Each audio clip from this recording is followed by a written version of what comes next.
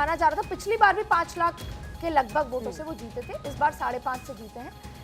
Seeing the situation and seeing the numbers, I think ये जीत उनके लिए बहुत अच्छी है, क्योंकि जिस तरीके से मार्जिन भी कम होते जा रहे हैं दूसरी सीटों पे और सीटें भी कम होती जा रही हैं, गांधीनगर से उतने ही मार्जिन से जीत जाना अपने आप में एक अच्छी बात है। ये बात अलग है कि वहां पे वर्कर 8 से 10 लाख, और पूर्णिमा आपको अच्छे से पता होगा क्योंकि उस दिन हम इसी बात का जिक्र टीवी पर कर रहे थे स्क्रीन पर भारत 24 की, कि 8 से 10 लाख का जीत का मार्जिन माना जा रहा था।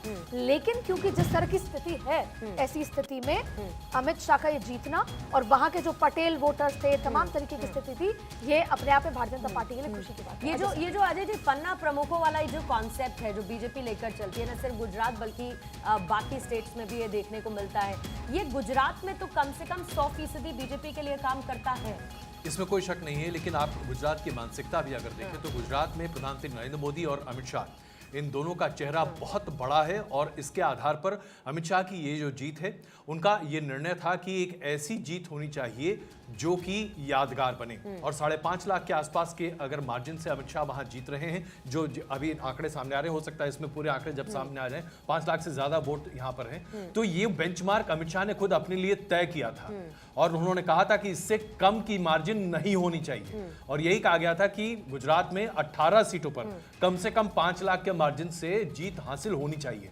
ये भारतीय जनता पार्टी का कॉन्फिडेंस है, और अमित शाह की छवि इतनी बड़ी है कि इससे कम की जीत शायद उनको शोभा भी नहीं देती। और अमित शाह का, आदित्य अपनी बात को आप पूरा करिएगा, लेकिन कहीं ना कहीं इन चुनावों में अमित शाह का एक उदय भी देखने को मिला है। उदय इन द सेंस कि वो गांधीनगर से जीते, अभी भी इस बार भी वो जीते 5.5 लाख, लेकिन कहीं ना कहीं एक स्टार कैंपेनर के तौर पर जो नंबर ऑफ कैंपेनिंग उनकी रही, जिस तरीके से वो चुनाव प्रचार में, क्योंकि हम तो उनको एक स्ट्रैटेजिस्ट, एक रणनीतिकार, बीजेपी के चाणक्य के तौर पर जो रणनीति तय करते हैं उसको एग्जीक्यूट करवाते इस तौर पर, लेकिन एक स्टार कैंपेनर के तौर पर अमित शाह ने इस बार हर जगह कमान संभाली। पूर्णिमा बहुत इंपॉर्टेंट इसलिए सवाल है ये, क्योंकि अमित शाह भले ही हम स्ट्रैटेजिस्ट आज कहते हैं, जब वो आए थे 2013-14 इनफैक्ट अगर बात करें, जब उत्तर प्रदेश का संगठन मंत्री बनाया था, वो ब्लैंक थे, वो कभी गुजरात से निकले नहीं थे। और अजय सर आप इस बात से इत्तेफाक समझेंगे क्योंकि आपने तो बहुत बेहतर से उसको देखा है। पूर्णिमा जब वो आए थे, हम बीजेपी कवर किया करते थे, तो उन्होंने पहले जब उनको उत्तर प्रदेश का संगठन मंत्री बनाया गया, वो गए, समझा उन्होंने जाकर कल्याण सिंह जी से, वहां के संघ के सीनियर लोगों से कि भाई उत्तर प्रदेश को कैसे समझूं, उनको बताया गया 4 भाग में समझिए। फिर उन्होंने उत्तर प्रदेश में जैसी जीत दर्ज कराई, फिर वो नॉर्थ ईस्ट गए, वहां पर एक पेड़ के नीचे बैठकर अरुणाचल में उन्होंने लोगों को ज्वाइन कराया। तो मैं इन शॉर्ट बात ये कहती हूँ, उन्होंने उदय पर डे किया है, उन्होंने अपने आप के काम में, अपनी स्ट्रैटेजी में, अपने आप को सुधारने में पर डे इंप्रूवमेंट किया है। और यहां तक कि वो राज्यसभा से अच्छे खासे गए थे, लेकिन उन्होंने खुद से ये टारगेट तय किया कि मैं राज्यसभा से नहीं आऊंगा। जब लोकसभा से आदमी जीत कर आता है तो वो एक अलग नेता होता है, तो उनके पास कार्यकाल बचा था राज्यसभा का, लेकिन उसके बावजूद भी उन्होंने लोकसभा ऑप्ट किया। वो गांधीनगर आए और अपने राज्यसभा के सभी दोस्तों को, इंक्लूडिंग धर्मेंद्र प्रधान को कहा कि भाई जीत और अगर आना है तुम्हें सदन में तो लोकसभा से आइए। तो उन्होंने प्रेरित भी किया और फिर स्टार कैंपेनर के साथ साथ पर्दे के पीछे की हर स्ट्रैटेजी को तय किया। बिल्कुल, और उसी स्ट्रैटेजी को एग्जीक्यूट करते हुए अभी फिलहाल एनडीए 291 पर है, और जैसा कि मैंने कहा कि सर्वोत्तम समय है, और सर्वोत्तम समय इसीलिए है क्योंकि आंकड़े काफी हद तक एक क्लैरिटी देते हुए नजर आ रहे हैं चर्चा करने के लिए।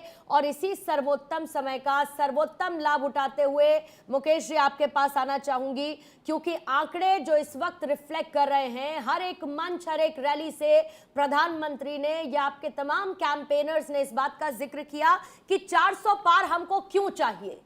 400 पार हमको इसीलिए चाहिए कि देश के विकास के लिए और देश के लिए हम कड़े और अहम फैसले ले सके। 400 पार आने की आपने बहुत सारी वजहों का जिक्र अपने चुनावी कैंपेन के दौरान किया, लेकिन अभी जो आंकड़े हैं रुझानों के माध्यम से 291, वो 400 पार से बहुत कम है। ऐसे में क्या स्ट्रैटेजी, ऐसे में क्या उनका एग्जीक्यूशन सरकार बनाने के साथ आप बदलते हुए नजर आएंगे, जो काफी हद तक मुमकिन है कि आप ही की बनेगी? नहीं, देखिए ऐसा है कि अगर आप परिप्रेक्ष्य में देखें 2014 में और 2019 में लगातार जो है इजाफा होता गया सीट्स के अंदर, 303 आए तो, और उसके बाद एनडीए गठबंधन मिलाकर के हमारी संख्या 350 के आसपास थी, तो 50 के आसपास की जो कमी थी, और प्रधानमंत्री का जो लगातार लोकप्रियता बढ़ती जा रही है, तो उसको अगर एक्सपोनेंशियली आप प्रोजेक्ट करेंगी तो कहीं 400 के आसपास आ जाएंगी। और अगर भारत को, अगर प्रधानमंत्री जी को कॉन्स्टिट्यूशन में अमेंडमेंट ही करना होता तो उनकी संख्या बल राज्यसभा और लोकसभा में मिलाकर के प्लस और जो भी घटक दल हैं उनसे मिलाकर के वो कोई भी संशोधन इस देश के अंदर ला सकते थे, लेकिन उन्होंने नहीं किया। प्रधानमंत्री मोदी क्योंकि एक सशक्त प्रधानमंत्री बनना चाहते हैं, ये नहीं चाहते हैं कि एक विपक्ष इतना मजबूत हो जाए कि जो देश के प्रति ऐसी पॉलिसीज जैसे फार्म बिल को ले लीजिए, जिस प्रकार से गतिरोध किया और उनको वापस लेना पड़ा, अंततः तो इसमें नुकसान फार्मर्स का ही हुआ। मुझे आप बताइए, एमएसपी कोई सरकार ने दे दी, कांग्रेस कहती है कि हम एमएसपी को लीगल जमा पहनाएंगे। किस स्टेट के अंदर उन्होंने एमएसपी को लीगल जमा पहनाया? तो ये 1 लाख रुपए हम महिलाओं को देंगे। ये देखिए हिमाचल प्रदेश में जो है ओल्ड पेंशन स्कीम के आधार पर ये जीते हमसे, लेकिन वहाँ पर आज जो है हिमाचल प्रदेश 75,000 करोड़ के कर्जे के अंदर घिर चुका है और लोगों की सैलरीज नहीं मिल रही हैं।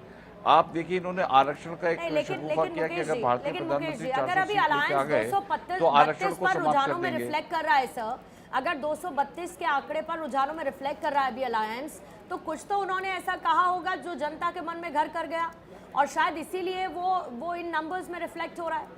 ये तो मानेंगे ना आप?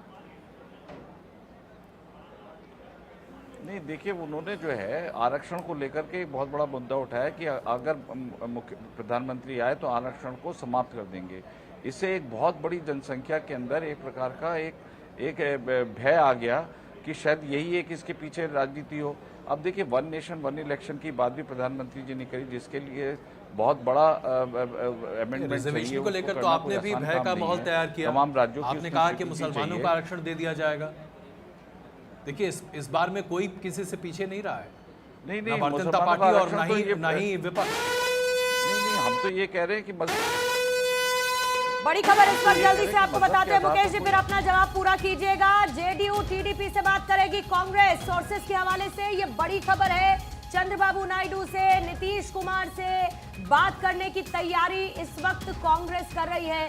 जाहिर है कि कांग्रेस ऐसे में अपनी संभावनाओं को एक्सपैंड करती हुई नजर आएगी और इसमें अजय जी जल्दी से नीतीश कुमार का दिल्ली दौरा, उनकी मुलाकात प्रधानमंत्री से, अमित शाह से फोन पर बात और तमाम तरीके की खबरें, क्या डॉट्स कनेक्ट करने चाहिए? बस मैं इतना से कहूंगी नीतीश बाबू को अब ऐसा कुछ नहीं करना चाहिए जो उनको पॉलिटिकली और डैमेज करे। देखिए नीतीश बाबू पलटू राम है, इसमें कोई शक नहीं है और ये एस्टैब्लिश हो चुका है। अगर वो एक बार फिर पलटना चाहते हैं तो पलट सकते हैं। एक बात और पूछना चाहती हूँ सर, मैं एक बात जोड़ना चाहूंगा। हाँ, उनको पलटू की उपाधि मिली हुई है, लेकिन ये भूलना नहीं चाहिए कि उनके भाग्य रेखाओं में राजयोग है। आप विधानसभा के चुनावों में देखिए कि राजद के मुकाबले, भाजपा के मुकाबले वो लोग कम सीटें निकालते हैं जेडीयू, लेकिन फिर भी मुख्यमंत्री की कुर्सी पे वो बैठ जाते हैं। तो इसका मतलब है वो भले ही पहले अगर विपक्ष ये काम करते। एक और ब्रेकिंग है, जूनागढ़ में बीजेपी की जीत हुई है। जूनागढ़ में बीजेपी जीत गई है। लोकसभा चुनाव में बीजेपी की 4थी जीत है। जूनागढ़ से बीजेपी ने जीत दर्ज कर ली है और ये 4थी जीत लोकसभा चुनाव में बीजेपी की अभी इस वक्त देखने को मिल रही है। और अजय सर वापस उसी पर आते हैं, वो जो एक बात मैं बस जोड़ना चाहती हूँ कि मैं कभी ऐसा पर्सनली सोचती हूँ कि जब नीतीश कुमार ये सुनते होंगे कि मुझे पलटू बाबू कहा जाता है, पलटू राम कहा जाता है और फिर उनको मंच पर ये कहना पड़ता है अब इधर उधर नहीं जाएंगे, तो उनको खराब तो लगता होगा ना? नहीं, बिल्कुल नहीं लगता। राजनीति का मतलब ये होता है कि राजनीति में आप टेफ्लॉन कोटिंग लगा कर आते फ्रेम में हैं। है, प्लीज पीछे। और इस टेफ्लॉन कोटिंग को जब आप लगा कर आते हैं तो वहां पर इस तरह की कोई भी आरोप आपके ऊपर नहीं लगते। देखिए कुछ लोगों का, हर किसी की अपनी अपनी तासीर होती है। सबसे पहले राजनीति में आने का मकसद क्या है? सत्ता हासिल करना। और कम से कम नीतीश कुमार ने इस बात को पूरे तरीके से स्थापित किया है कि वो किसी भी कीमत पर सत्ता में रहना चाहते हैं, नेतृत्व करना चाहते हैं। उनका खुद का अपना बेस कभी इतना बड़ा नहीं रहा कि वो बिहार में अपने दम की सरकार बना सके।